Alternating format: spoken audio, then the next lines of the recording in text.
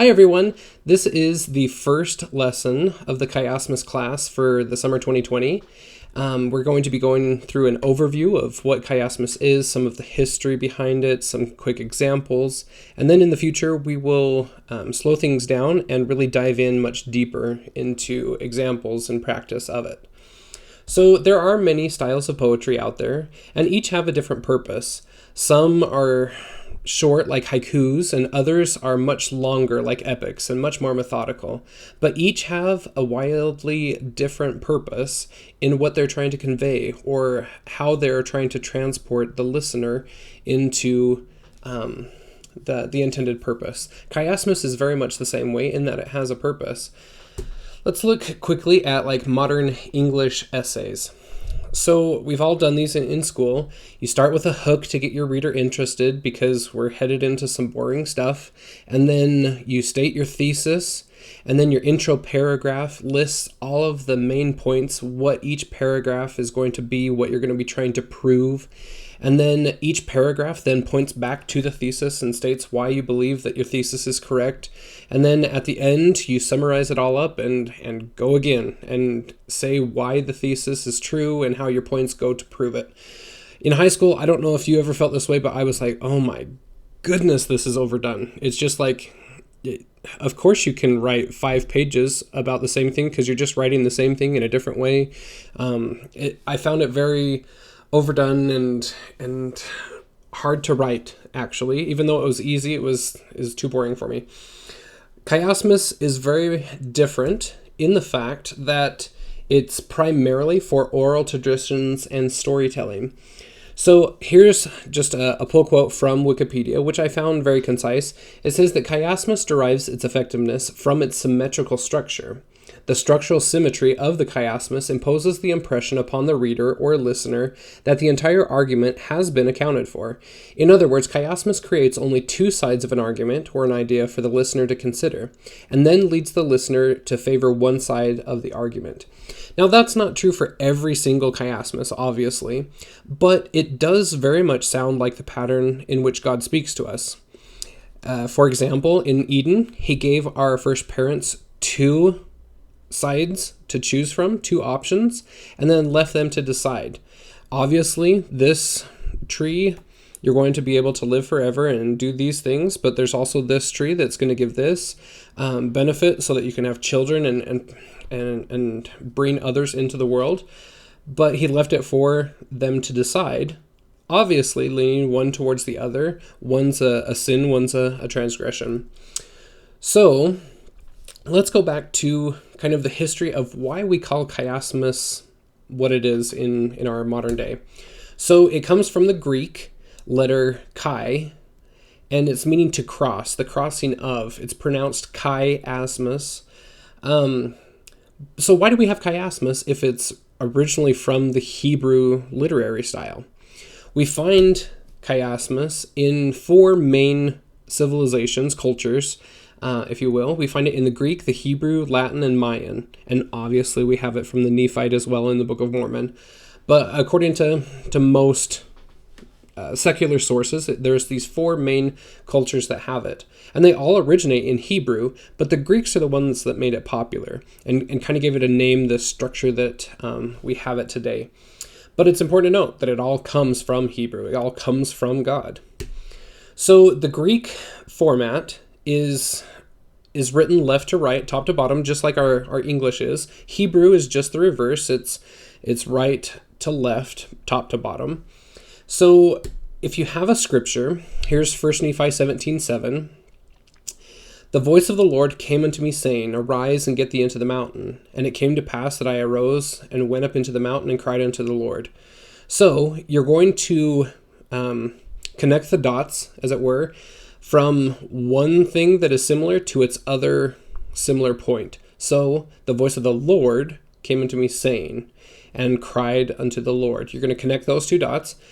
The arise and go into the mountain has a similar concept, and you're going to cross those. And so it forms that cross, that chi, in the Greek. But modern formats have changed the way that this looks, and it's a little bit easier to read in a different way. We still call it chiasmus because it's that inverted parallelism, but for the purpose of this class, we're going to be using the modern format for ease of identification and writing. So we're going to stack it just top to bottom. We're not going to go left to right or right to left. We're just going to go top to bottom and pull out the similar points in indentation. So you see those A's are aligned and those B's are aligned but indented. And so it's going to form a going out and a coming back, just like the overarching pattern of the gospel. So here's the same verse in 1 Nephi 17. The voice of the Lord came unto me, saying, Arise and get thee into the mount. And it came to pass that I arose and went into the mount and cried unto the Lord. So the A's are going to be lined up and the B's are going to be lined up but indented. So chiasmus depends very much on the inverted word order. You're not going to have an AB, because that would be a different style of Hebrew poetry. Chiasmus very much needs to go A, B, B, A, or A, B, C, B, A. It can go on. The size does not matter. And sometimes you might find chiasms within chiasms and different things, and those are going to be more complex, but here's the basic structure. The A needs to match the A. The B needs to match the B, and so forth. So here's a simple chiasmus that's not scriptural. She has all my love, my heart belongs to her. She in the top A, and her in the bottom A matches, even though it's not in the same exact position in the thing. All my love and heart are not the exact same thing, but they are closely related, and so those get pulled out into those same B's. So symmetry and relevance are key to chiasmus. In the left example, none of these concepts repeat or invert. A is never found again, B is never found again, etc. That's why that is not a chiasmus. In the right-hand example, there are some things that repeat, but because it completely breaks the chiastic structure, it's not a chiasmus. This is either a failed attempt or just a complete accident as to having A's and B's match in there. So the B's have duplicated themselves in the first instance, but C has no partner concept. D, it could be left floating out there in a normal chiasmus as the apex, but anyway, this link right here to litcharts.com is a very helpful summary of some basic chiasmus and what it is and what it isn't. So repeated concepts can be contrasting. The inverse is still accepted as chiasmus because the concepts still match. This can make for some difficulty finding chiasmus by just skimming a text. Chiasmus requires the attention on both sides of your brain. Becoming immersed in the narrative yields a better envelopment in the chiastic structure which is being presented. So here we have hot and cool. I mean, those are clearly opposites, but yet they're still talking about temperature. And so the negative or the inverse of A can still be A. The B's, summer nights, and the days, so night and day, we're still talking about time, but yet they're inverted. And then the enjoyment is the apex. So in this story, obviously we're trying to convey what is being felt. And what we're feeling are hot summer nights and cool days. So the central apex, or the climax, here represented by F, is typically the main point of focus. Sometimes we can have it just the opposite, where A's are the focus, the beginning and ending of the chiasmus, the alpha and omega, if you will, of the chiasmus, can be the main point of focus, but typically it's found in the apex, or the climax. Let's look at a simple children's rhyme from the Dark Ages. So any guesses as to the purpose of this little ditty? Was it just sang just to sing random words strung together and somewhat rhyme them? Or does it have a purpose? Most chiasmus Hebrew poetry has a parable or a moral to the story, if you will. So what event from the Dark Ages would be associated with rodents? This was written during the bubonic plague as a message of hope for children. But why? How can we pull that out? So the key is to look at the apex. So the clock struck 1. Why is that important? Remember that when the Christians had to go into hiding, they often hid their symbolism, their way of thinking in different ways so that they wouldn't be completely found out and killed. And so if we are taking that in its context, we need to convert the 24-hour clock system that we have currently back to Hebrew. So if the apex of the clock structure was 1, we can work backward from there to have a historical context fill in the blank for us. So 1 o'clock in the afternoon, in our afternoon, is equal to the 7th hour in Judaism. We have only one reference to the 7th hour in the New Testament, and it's in the story of the nobleman's son who was healed from afar. Do you remember if the nobleman's son, or the nobleman, sent some people to Christ to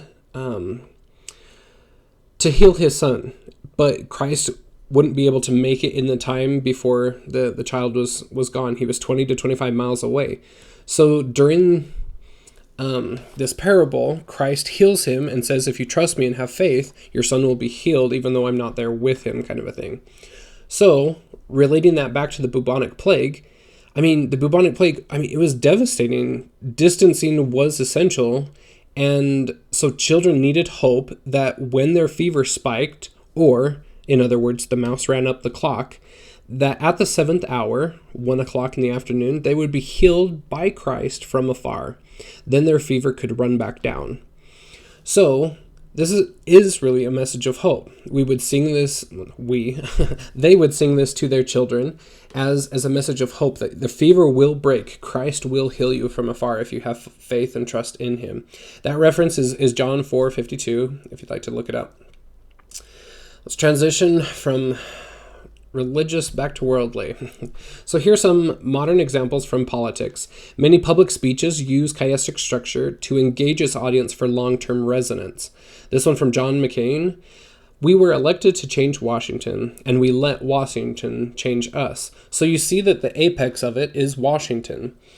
And then the fins coming out of the apex are about change and who is changing or intended to change.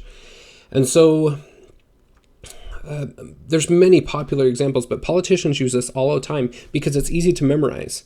If I start this quote by one of our presidents, ask not what your country can do for you, you can obviously remember what the second fin of the chiasm is. What are some other examples that you can think of modern use of chiasmus in our world, politics or otherwise? Why do these stick in your mind? Because they're easy to memorize. They're good for oral traditions and storytelling. They are often repeated in the reverse so that we can change our mind or our perspective about an event or situation in time. So we're going to look at some simple chiasms and how to color code them when we find them. So here's some different highlighting methods. In Psalms 3:7-8, the apex is located in red there. The cheekbone and the teeth are both parts of the face. I see that I have a spelling error there, sorry, for cheek. I highlight my apexes in red and then work out from there in the rainbow pattern. So the next color is orange, and then yellow, and then green. Then moving on to a more complex one, in Mosiah 3:18-19, the apex there, red, moving back, orange, yellow, and then green is the outer layers of it. So this one would be A, B, C, D, D, C, B, A in the pattern. So as we talked about the apex before, gospel chiasmus typically points to Christ. Christ is usually found in the F, in the apex there. But sometimes, as I said, it can be found in the A's, where we start with Christ and end with Christ. we're not going to watch this video in this presentation, but I encourage you to go and watch these videos and read these articles about John Welch's discovery in proving the chiasmus in the Book of Mormon. On his mission, he found that it was found replete in the Book of Mormon as well as in the Bible. So if the Bible had it, why not the Book of Mormon? And it's there. Those videos are very good at explaining the whole overarching concept and discovery of the chiasmus in the Book of Mormon. So in there, he points out that he found chiasmus easily by finding words that are repeated either on top of each other or very closely, and then working back from there. That's typically how I find chiasmus as well, is when words are stacked very close to each other, or key concepts are just repeated one right after another, because that's not something that we typically do in English, and so it stands out to us as we're reading. So look for words that are repeated very closely, or sometimes you might be able to find a chiasmus by finding repeating words at the beginning of a chapter and at the end of a chapter, or at the beginning of a block or a story and at the end of a block or a story, and work forward. But those are basically the tips for finding chiasmus. It's just looking for repetition. Here is a great one to practice on, Mosiah 3, 18 through 19. Go through it and try to find the apex and then work back from there. And then once you've done that, try some of these other chapters. Some of these chapters have complex chiasmus. Some of them have really short ones. Some of them have multiple chiasmus in them. But those are great ones that I would recommend. So next class, we will be diving in and really focusing on the chiasmus in the first half of the Old Testament.